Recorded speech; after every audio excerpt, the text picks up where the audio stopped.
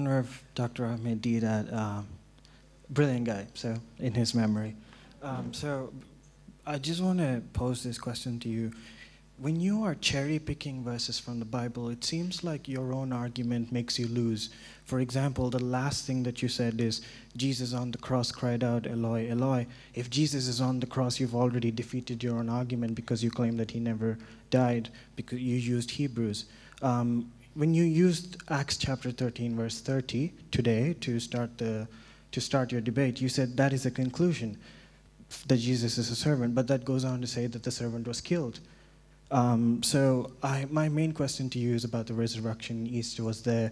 If you're going to use Dr. Ahmed Deedat's arguments about the sign of Jonah, I believe Jonah died, and the one on the room where the disciples were there and Jesus came, the assumption that Mr. Deedat makes is that the disciples there did not witness him on the cross, but they did.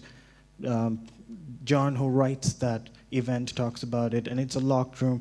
So I feel there's a lot of assumptions in there, and I feel that when you're cherry-picking verses from the Bible, you are not affirming its full authority. You're only highlighting one sentence. Even the one you use, John chapter 5, verse 30, where Jesus talks about the authority, it goes on to say that he existed before the world with God. So why don't you use the totality of the Bible, and why do you use arguments that support your view when the other ones defeat yours? Thank you. Thanks for the question. The brother has given pretty much a small talk, so I have to respond to that. Hopefully I can get 5 minutes.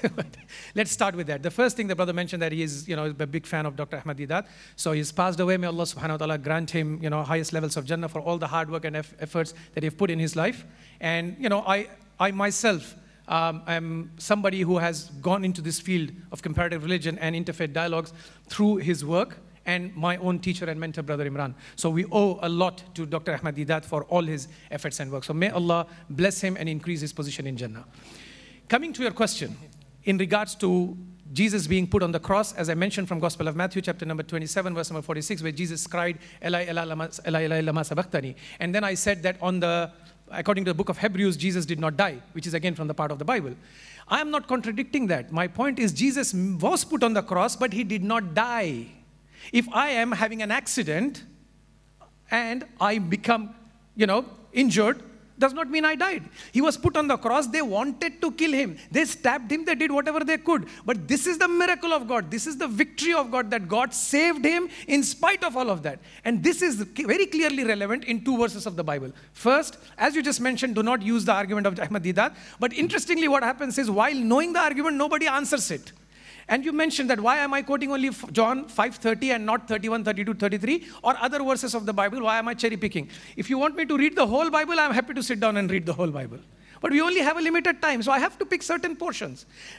We have the other guest speaker. In order to respond to that, I am yet to hear a response for where did Jesus say, I am God, or worship me. That is not mentioned in any Bible of the world. The challenge remains open. It's for the last 40 years, from the time of Ahmed Deedat till today.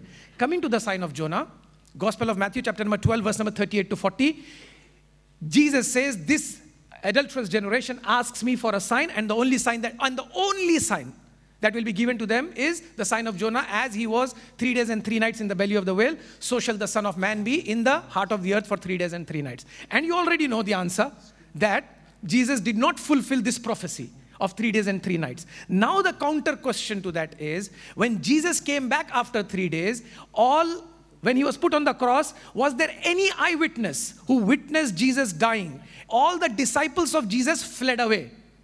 None of them were there. Nobody witnessed it. They thought on the cross, when you put a man, you stab him, you trouble him, you pin him, you think he died. He's in coma. He is tired.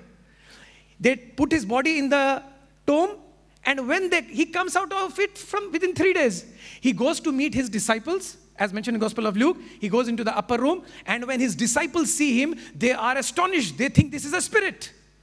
So Jesus says, no, come and touch me. I've got bones and flesh, and spirits don't have bones and flesh. Trying to tell them, I'm alive, I never died. Where did Jesus die? And at the end, then Jesus tells them, bring me some food because I am hungry. After death, I and you will be hungry. If you did not eat for 3 days, you will be very hungry. That is exactly the proof from the Bible that Jesus did not die. Book of Hebrews, we go back to it again. Jesus prayed to God to save him from death, and God listened to his prayer. He was put on the cross, but he did not die. I conclude with the verse of the Quran from Surah Nisa, Surah number 4, ayah number 157, where Allah subhanahu wa ta'ala says, وَمَا قَتَلُوهُ وَمَا صَلَبُوهُ. Neither did they kill him, nor did they murder him by crucifixion.